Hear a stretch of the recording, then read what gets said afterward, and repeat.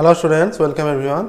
এর আগের ক্লাস পর্যন্ত আমরা বৃত্তের চ্যাপ্টার কমপ্লিট করলাম, মানে বৃত্ত সংক্রান্ত উপপাদ্য চ্যাপ্টার যে অনুশীলন ছিল 3.1 এবং 3.2 কমপ্লিট করেছি। আজকে আমরা আয়তঘন চ্যাপ্টার শুরু করব, দশম শ্রেণীর আয়তঘন, দশম শ্রেণী কোর্সে দেখি 4। আর তার আগে আমরা আয়তঘন ব্যাপারে একটু বলবো। দেখো, প্রথমে আসবো যে আয়তঘন একটা, এটা ঘন বস্তু, আমরা সমকোণী চৌফল বা আয়তঘন। সমকোণী চৌফল বা আয়তঘন কাকে বলে? যে সমস্ত চিত্র, যে সমস্ত ঘনবস্তু বা এইরকম ঘনবস্তু, এদের প্রতিটি তল আয়তক্ষেত্রাকার হবে, প্রতিটি তল আয়তক্ষেত্রাকার হবে এবং বিপরীত তলগুলো পরস্পর সমান হবে।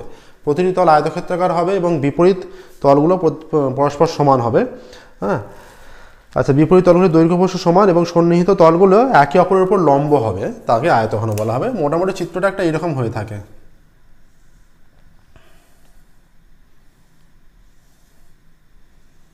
তলগুলো একে অপরের উপর লম্ব হবে, এদের বিপরীত তলগুলো সমান হবে এবং এই বিপরীত দিকে দৈর্ঘ্য প্রস্থগুলো সমান হবে। ঠিক আছে, তাকে আমরা আয়তঘন বলবো।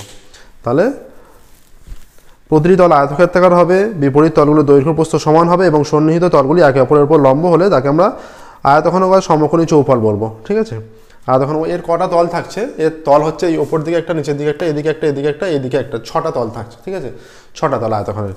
তাহলে আয়তঘনের 6টা তল। এবার দেখো, আয়তঘনের বিষয়ে আলোচনা করতে গিয়ে আয়তঘনের 6টা তল থাকছে। আয়তঘনের ধার কটা থাকছে? দেখো, আয়তঘনের ধার কটা থাকছে, এগুলো কোশ্চেনে আসতে পারে, শর্ট কোশ্চেনে। হ্যাঁ, এই দেখো, 1 2 3 4, 4টে, আর এদিকে 1 2 3, 4 আর 3 7, 8 9 10 11 12, 12টা ধার থাকছে। ঠিক আছে, 12টা ধার, আয়তঘনের ধার থাকছে 12টা। ঠিক আছে, আয়তঘনের ধার থাকছে 12টা। আয়তঘনের শীর্ষবিন্দু কটা থাকছে? শীর্ষবিন্দু দেখো, এই যে আমরা যদি নাম দিয়ে দিই শীর্ষবিন্দুগুলো, এই যে এ বি সি ডি, এইটা একটা শীর্ষবিন্দু, ই এফ জি এইচ, 8টি শীর্ষবিন্দু থাকছে, 8টি শীর্ষবিন্দু। ঠিক আছে, আর কর্ণ সংখ্যা করা থাকবে? কর্ণ সংখ্যা থাকবে, তোমরা একটা ঘর দেখলেই বুঝতে পারবে যে কর্ণ 4টে কর্ণ থাকবে। এই দিকে নিচের সঙ্গে ওপর দিকের একটা, ওদিকে নিচের সঙ্গে ওপর দিকের একটা, ওই দিকে নিচের সঙ্গে এদিকের উপরে একটা, এইদিকে নিচের সঙ্গে ওদিকের উপরে একটা, 4টে থাকবে। তাহলে এখান থেকে এর সঙ্গে এদিকের একটা, এর সঙ্গে এদিকের একটা, এবার এই তলের সঙ্গে ওদিকের একটা, আবার এই তলের সঙ্গে ওই দিকের একটা, 4টে থাকবে, 4টে কর্ণ সংখ্যা। ঠিক আছে, এই হচ্ছে আয়তঘন। এবার যদি কোনো আয়তঘনের দৈর্ঘ্য প্রস্থ এবং উচ্চতা সমান হয়ে যায় তখন সেটাকে ঘনক বলা হবে। যদি কোনো আয়তঘনের দৈর্ঘ্য প্রস্থ উচ্চতা সমস্ত কিছু সমান হয়ে যায় তখন তাকে আমরা ঘনক বলবো। হ্যাঁ, তখন তাকে ঘনক বলা হবে। এবার আমরা আসি, এবার যে আয়তঘনের এখানে কিছু সূত্র আমাদের মনে রাখতে হবে অঙ্ক করতে হলে। প্রথমত আসি আয়তঘনের সমগ্রতলের ক্ষেত্রফল। আয়তঘনের সমগ্রতলের ক্ষেত্রফলের সূত্র কি? আয়তঘনের সমগ্রতলের ক্ষেত্রফলের সূত্র 2 ইন্টু আয়তঘনের সমগ্রতলের ক্ষেত্রফল,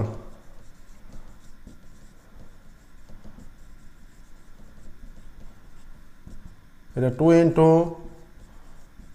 দৈর্ঘ্য ইন্টু প্রস্থ।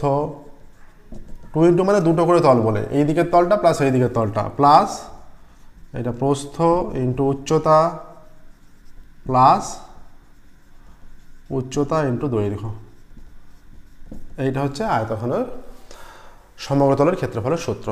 ঠিক আছে, আয়তঘনের সমগ্রতলের ক্ষেত্রফলের সূত্র এটা। এবার দেখো, আয়তঘনের আরও যে ফর্মুলা আছে, আয়তঘনের কর্ণের দৈর্ঘ্য নির্ণয় করা। আয়তঘনের কর্ণের দৈর্ঘ্য নির্ণয় করার সূত্র কি? আয়তঘনের কর্ণের দৈর্ঘ্য হচ্ছে কর্ণ আয়তঘনের √, দৈর্ঘ্য স্কোয়ার প্লাস প্রস্থ স্কোয়ার প্লাস উচ্চতা স্কোয়ার। এটা হচ্ছে আয়তঘনের কর্ণ নির্ণয়ের সূত্র। তাহলে সমগ্রতলের ক্ষেত্রফল গেল, কর্ণ গেল। এবার যদি আয়তঘনকটা কোনোভাবে ঘনক হয়ে যায়, তাহলে ঘনকের সমস্ত দৈর্ঘ্য প্রস্থ উচ্চতা সমান হয়। ঘনকের সমগ্রতলের ক্ষেত্রফল কত? ঘনকের সমগ্রতলের ক্ষেত্রফল হয়, যদি বাহুর দৈর্ঘ্য এ হয়, সমগ্রতলের ক্ষেত্রফল হয়ে যাবে, ঘনকের সমগ্রতলের ক্ষেত্রফল হচ্ছে 6 ইন্টু এ, এত। এখানে এইটা বর্গ একক হয়। হ্যাঁ, এই ক্ষেত্রে একক, কর্ণের একক, মানে সেমি থাকলে সেমি, মিটার থাকলে মিটার, এইরকম। আর ক্ষেত্রফলের ক্ষেত্রে সেমি থাকলে বর্গ সেমি একক হবে, মিটার থাকলে বর্গ মিটার। আর এরও সমগ্রতলের ক্ষেত্রফল কত?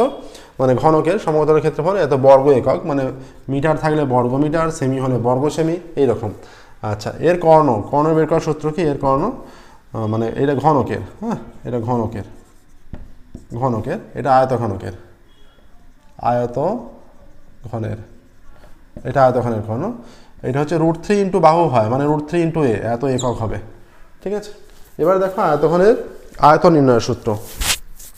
যদি আয়তন আমাদের নির্ণয় করতে বলে, আয়তঘনের আয়তন, আয়তঘনকের আয়তন কত সমান দৈর্ঘ্য ইন্টু প্রস্থ ইন্টু উচ্চতা এত ঘন একক, মানে মিটার থাকলে ঘন মিটার, সেমি থাকলে ঘন সেমি, এইরকম। আচ্ছা, আর ঘনকের আয়তন কত হবে? ঘনকের আয়তন হবে বাহু কিউব এত ঘন একক, মিটার থাকলে ঘন মিটার, সেমি থাকলে ঘন সেমি, এইরকম। ঠিক আছে, এইটা আসছে, এইগুলো মনে রাখতে হবে কিন্তু প্রত্যেকটা অঙ্ক করার জন্য, সূত্র কাজে লাগবে। এবার এখানে আরেকটা জিনিস দরকার পড়ে, 4 দেওয়ালের ক্ষেত্রফলের সূত্র। 4 দেওয়ালের ক্ষেত্রফল, 4 দেওয়ালের এই সূত্র তোমরা ক্লাস 9এও প্রয়োগ করেছো, সমান 2 ইন্টু দৈর্ঘ্য প্লাস প্রস্থ ইন্টু উচ্চতা। এটা হচ্ছে 4 দেওয়ালের ক্ষেত্রফলের সূত্র। বা এটা লেখা যায় 2 ইন্টু দৈর্ঘ্য প্লাস প্রস্থ হচ্ছে ভূমির পরিসীমা ইন্টু উচ্চতাও লিখলেও হবে, 2 ইন্টু দৈর্ঘ্য প্লাস প্রস্থ ইন্টু উচ্চতা। এইগুলো কিন্তু জেনে রাখতে হবে, এই জিনিসগুলো যেগুলো আমরা বললাম এতক্ষণ আলোচনা হলো, এগুলো জেনে রাখতে হবে। এরপর আমরা সরাসরি অঙ্কে চলে যাব। বেশ কিছুটা থিওরি সম্বন্ধে আলোচনা হলো, এবার অঙ্কে যাচ্ছি। আমরা কোষে দেখি 4 শুরু করছি। হ্যাঁ, কোষে দেখি 4 শুরু করছি।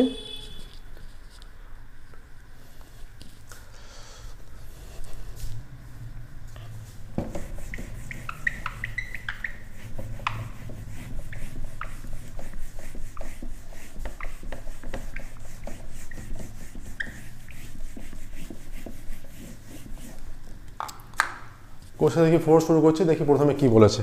প্রথমে বলেছে যে আমাদের চারপাশে 4টি আয়তঘনাকার ও 4টি ঘনকাকার বস্তুর নাম, একটু উদাহরণ চেয়েছে, এরকম অঙ্ক তো আসে না, তবু আমরা আয়তঘনাকার দুটো একটা বস্তুর নাম বলে রাখি। যেমন ইট একটা আয়তঘনাকার বস্তু হবে, ইট হতে পারে, বাক্স হতে পারে, আয়তঘনাকার বাক্স। হ্যাঁ, আচ্ছা, ঘনকাকার হতে পারে, লুডোর ছক্কা হতে পারে। ঠিক আছে, লুডোর ছক্কা হতে পারে, ঘনকাকার লুডোর ছক্কা হতে পারে। তাছাড়া ওই এক ধরনের যেগুলো যে ওই ঘনকাকার বস্তু যেগুলো খেলার জন্য হয় সেগুলো হবে। হ্যাঁ, আচ্ছা, তাহলে আমরা 2 এর দাগের থেকে অঙ্ক আছে নিশ্চয়ই, 2 এর দাগের থেকে শুরু করছি। 2 এর দাগে দেখো, 2 এর দাগে বলেছে যে, আচ্ছা এটাও একটা চিত্র দিয়েছে যে শীর্ষবিন্দু আর ধারের নাম চেয়েছে, এটাও সেরকম নয়। এবার 3 এর দাগের থেকে আমরা অঙ্ক শুরু করছি। 3 এর দাগের কি বলেছে দেখি, প্রয়োজনীয় অঙ্ক এখান থেকে শুরু হচ্ছে। একটি সমকোণী চৌপলাকার ঘরের দৈর্ঘ্য প্রস্থ উচ্চতা দেওয়া আছে। ঠিক আছে, সমকোণী চৌপল মানে আয়তঘন। ঠিক আছে, সমকোণী চৌপলাকার ঘরের দৈর্ঘ্য প্রস্থ উচ্চতা দেওয়া আছে। সমকোণী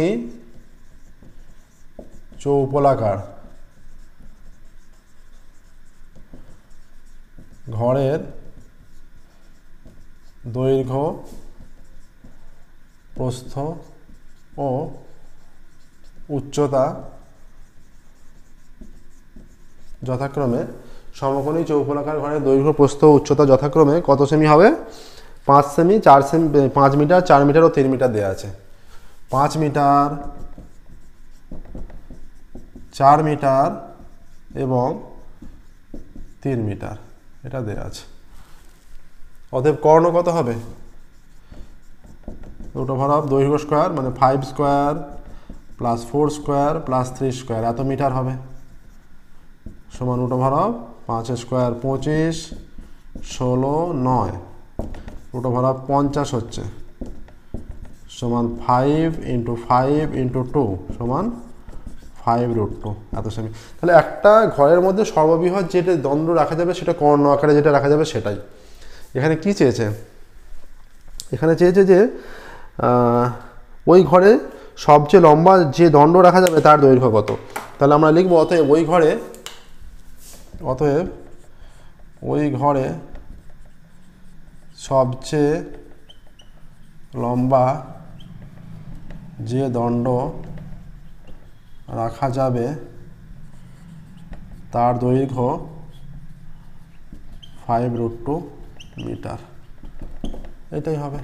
ঠিক আছে, ওই ঘরে সবচেয়ে লম্বা যে দণ্ড রাখা যাবে, সেটা হচ্ছে 5√2 মিটার। হয়ে গেল। নেক্সট দেখো 4 অঙ্ক শুরু করছি আমরা। 3 একটা হলো, 4 অঙ্ক।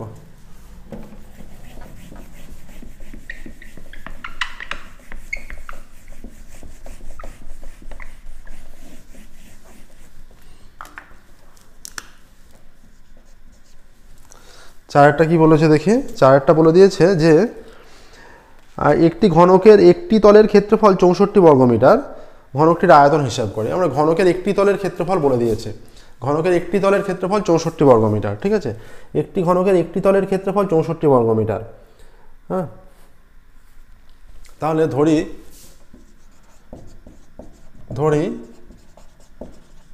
ঘনকের বাহু a মিটার, অতএব ঘনকের একটি তলের ক্ষেত্রফল কত হবে, একটি তলের ক্ষেত্রফল সমান a স্কয়ার বর্গ মিটার, ঠিক আছে। তাহলে শর্তানুসারে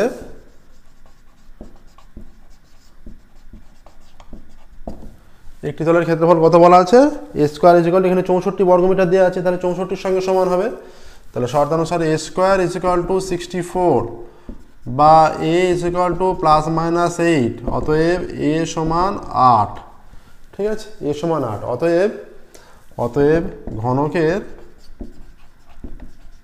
বাহু 8 মিটার, মিটার একক হবে এটা, মিটার একক যেহেতু দেওয়া আছে তাই আমরা মিটার এককই ধরেছি। ঘনকের বাহু 8 মিটার হচ্ছে। তাহলে এবার আমরা কি লিখব, এবার লিখব যে ঘনকের আয়তন, অতএব ঘনকের আয়তন, অতএব ঘনকের আয়তন বাহু কিউব এত ঘনমিটার, 28 64 64 216, 64কে 8 দিয়ে 512,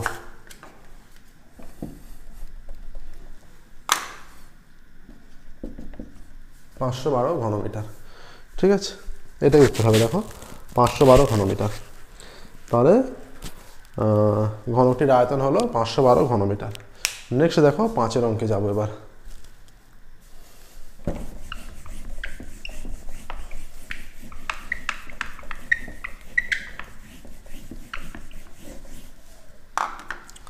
পাঁচের অঙ্কে কি বলেছে দেখি,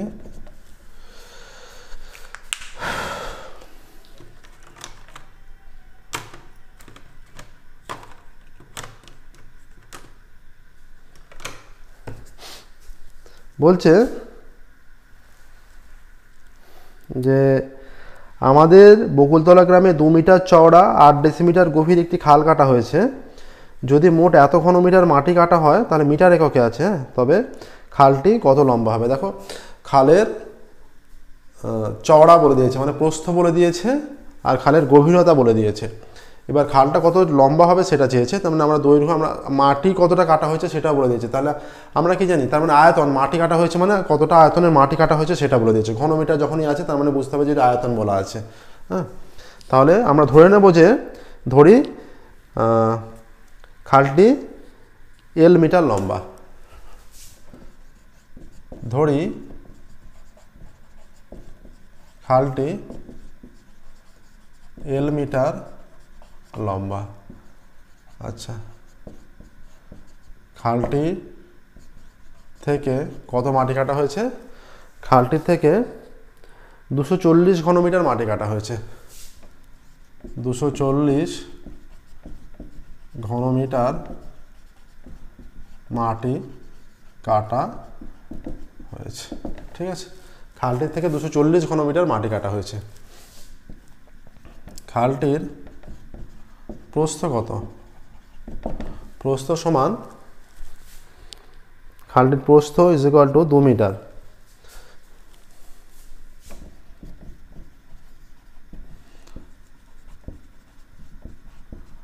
খালটির গভীরতা 8 ডেসিমি সমান 0.8 মিটার, ঠিক আছে। তাহলে খালটার আমরা দৈর্ঘ্য জানলাম, প্রস্থ, উচ্চতা, অতএব খালটির আয়তন, অতএব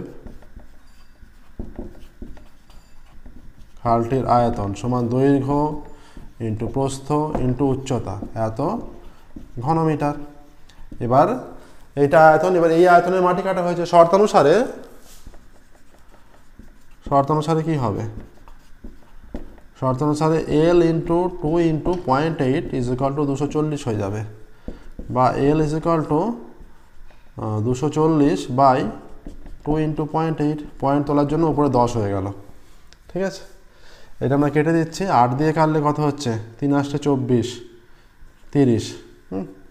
আচ্ছা, এবার 2 দিয়ে কাটলে এটা হয়ে যাচ্ছে 15, বা এল ইজ ইকুয়াল টু 15 10 150। ঠিক আছে, 15 10 150 হচ্ছে। অতএব খালটির দৈর্ঘ্য 150 মিটার। অতএব খালটির দৈর্ঘ্য 150 মিটার। ঠিক আছে, এটাই উত্তর হবে। দেখো, খালটির দৈর্ঘ্য 150 মিটার, এটাই উত্তর আসবে। এবার দেখো 5-এর অঙ্ক হলো, 6-এর অঙ্কের দিকে যাব আমরা। এবার 5-এর অঙ্ক হয়ে গেল, 6-এর অঙ্ক।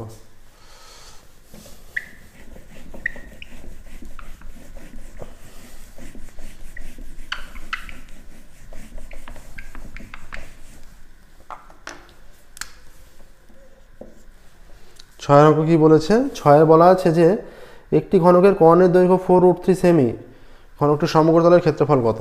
ঘনকের কর্ণের দৈর্ঘ্য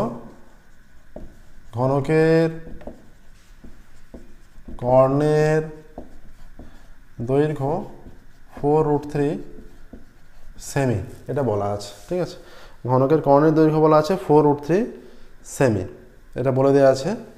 আচ্ছা, ধরছি ঘনকের বাহু,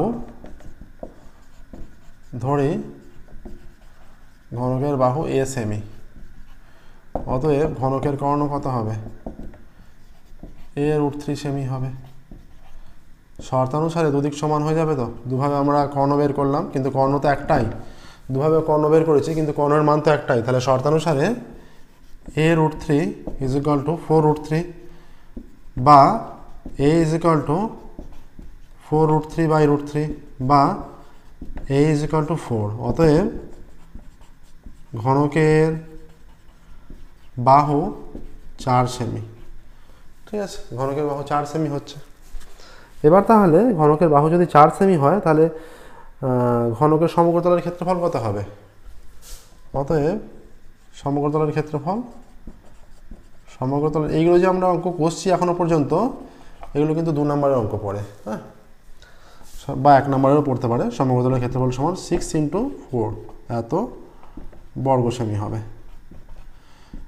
6 × 4 × 16 বর্গ সেমি সমান 96 বর্গ সেমি আসছে। ঠিক আছে, তাহলে ঘনকের এই ঘনকের সমগ্রতলের ক্ষেত্রফল আসছে 96 বর্গ সেমি। ঠিক আছে, এবার দেখো 6-এরটা হলো, বুঝতে পারলে নিশ্চয়ই। যে কোনো অঙ্ক, যে সমস্ত অঙ্ক হচ্ছে, যদি কোনো রকম বুঝতে অসুবিধা থাকে তোমরা জানাবে আমাদের কমেন্টে, আমরা পুনরায় আলোচনা করব। এছাড়া যদি যে সমস্ত অঙ্ক হয়ে যাচ্ছে, কোনো অঙ্ক এক্সট্রা থেকে যায় বইয়ের বাইরের, আমাদের টেলিগ্রামে গ্রুপ আছে, খামারো ম্যাথ ক্লাস, সেই গ্রুপে জয়েন হয়ে যাও। জয়েন হয়ে গিয়ে প্রবলেমের পিক নিয়ে ওই গ্রুপে পাঠিয়ে দাও, আমরা সলভ করে পাঠিয়ে দেবো। ওকে, দেখবে অলরেডি অনেকে জয়েন হয়ে আছে গ্রুপে।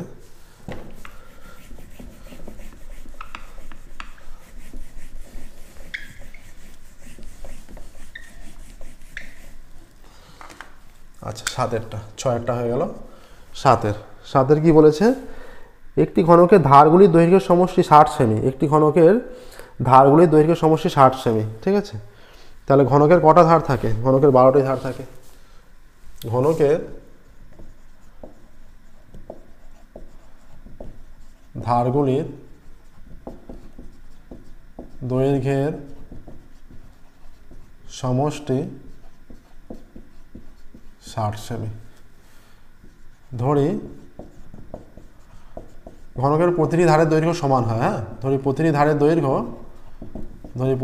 দৈর্ঘ্য এ সেমি আমরা ধরে নিচ্ছি। এবার ঘনকের ধার থাকে 12টি। যেহেতু ঘনকের 12টি ধার থাকে, অতএব ধারগুলির সমষ্টি, আমরা এগুলো প্রত্যেকটা 2 নম্বরের মতো করেই করে দিচ্ছি। 2 নম্বর পরীক্ষায় 2 নম্বরের কোশ্চেন এলে যেভাবে কষতে হবে আমরা সেইভাবেই কষে দিচ্ছি। তাহলে ধারগুলির সমষ্টি হয়ে যাবে 12a, এত সেমি হবে। শর্তানুসারে 12a = 60, বা এ ইজ ইকুয়াল টু 60/12 বা এ ইজ ইকুয়াল টু 5 12 60 হয়, কেটে দিলে 5, তাহলে এর মান 5 এলো। তাহলে কী চেয়েছে এবার দেখা যাক কী চেয়েছে, ঘনকটির ঘনফল। অতএব ঘনফল সমান বাহু কিউব হয় 5/3, এত ঘন সেমি এককে আছে, 5 5 25, 5 25 125। অতএব ঘনকটির ঘনফল 125 ঘন সেমি, এইটা আসছে ঘনকটির ঘনফল 125 ঘন সেমি। ঘনকটির ঘনফল 125 ঘন সেমি। দেখে নাও প্রসেসটা। আচ্ছা, প্রত্যেকটা অঙ্ক আমরা 2 নম্বরের জন্য পরীক্ষা এলে যেভাবে কষতে হবে আমরা সেভাবেই কষে দিচ্ছি। কিন্তু 1 নম্বরের জন্য এগুলো পড়লে রাফলি ক্যালকুলেশন করবে, জাস্ট অ্যান্সারটুকু উল্লেখ করে দেবে, এত বিস্তারিত কষার দরকার নেই সময় নষ্ট করে। এবার 8এরটা।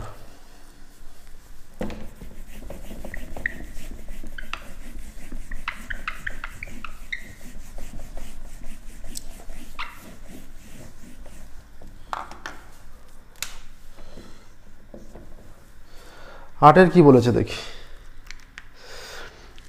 যদি একটি ঘনকের 6টি পৃষ্ঠতলের ক্ষেত্রফলের সমষ্টি 216 বর্গ সেমি হয় তবে ঘনকটির আয়তন কত হবে? ধরি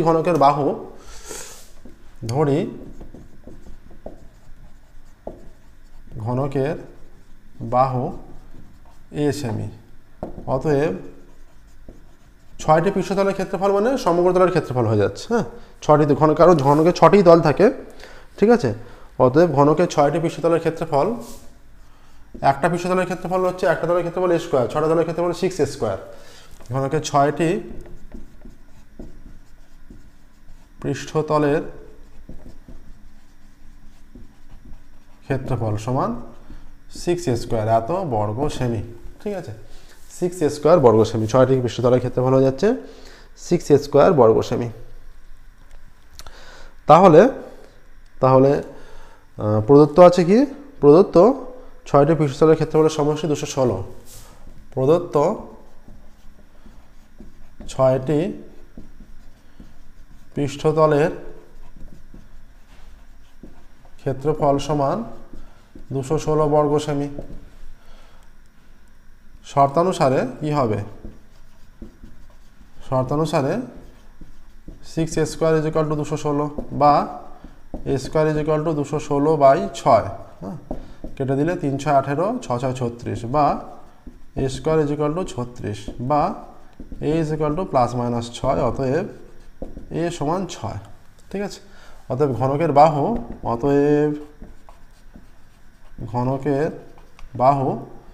6 সেমি, ঠিক আছে। ঘনকের বাহু হয়ে গেল 6 সেমি, এটা হলো ঘনকের বাহু 6 সেমি। তাহলে কি চাইছে এবার? 8এর অঙ্ক হচ্ছে আমাদের। তাহলে আয়তন চেয়েছে, ঘনকটির আয়তন। ঘনকের বাহু 6 সেমি হলো, অতএব ঘনকের আয়তন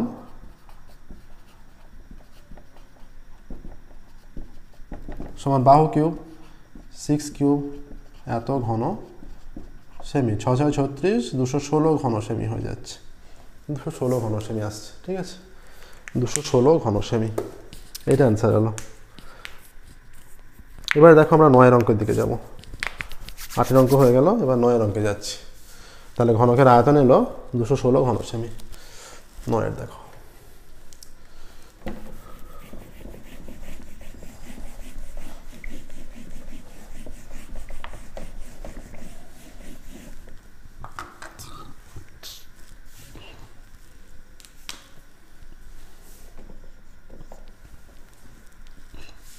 নয়টা কি বলেছে?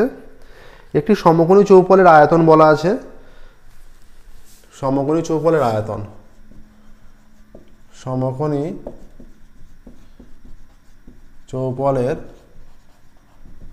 আয়তন 432, সমকোণী চৌপলের আয়তন 432 ঘন সেমি, সেমি এককে আছে 432 ঘন সেমি, ঠিক আছে। এবার কি বলা আছে? এবার বলা আছে যে তাকে সমান আয়তন বিশিষ্ট দুটি ঘনকে পরিণত করা হলো। সমান আয়তন বিশিষ্ট দুটি ঘনকে পরিণত করা হলো,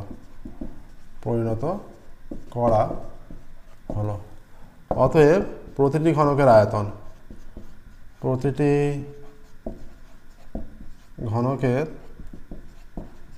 আয়তন, সমান 432/2 এত ঘন সেমি সমান 216 ঘন সেমি আসছে। হ্যাঁ, 216 ঘন সেমি।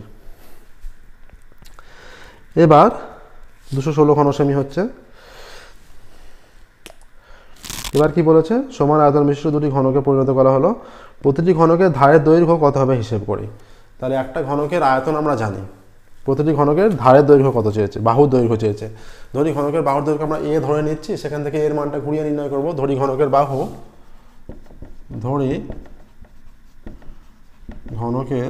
বাহু এ সেমি, ঠিক আছে। অতএব আয়তন কত, অতএব আয়তন সমান এ কিউব ঘন সেমি। তাহলে শর্তানুসারে এ কিউব সমান 216 বা এ কিউব সমান 6 এর কিউব, অতএব এ সমান 6। অতএব ঘনকের বাহুর দৈর্ঘ্য 6 সেমি, এইটা আসছে, ঠিক আছে। ঘনকের বাহুর দৈর্ঘ্য আসছে 6 সেমি। দেখে নাও, এটা ঘনকের বাহুর দৈর্ঘ্য মানে প্রতিটি ধারের দৈর্ঘ্য মানে বাহুর দৈর্ঘ্য, ঘনকের প্রতিটি ধারের দৈর্ঘ্য 6 সেমি, ঠিক আছে। 9টা হয়ে গেল। এবার দেখো 10-এর অঙ্ক। বাহুর দৈর্ঘ্য মানে প্রতিটি ধারের দৈর্ঘ্য, ঠিক আছে।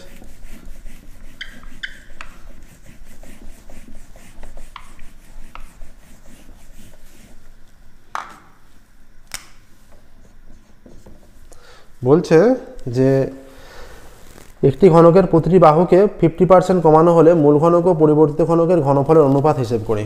ধরি ঘনকের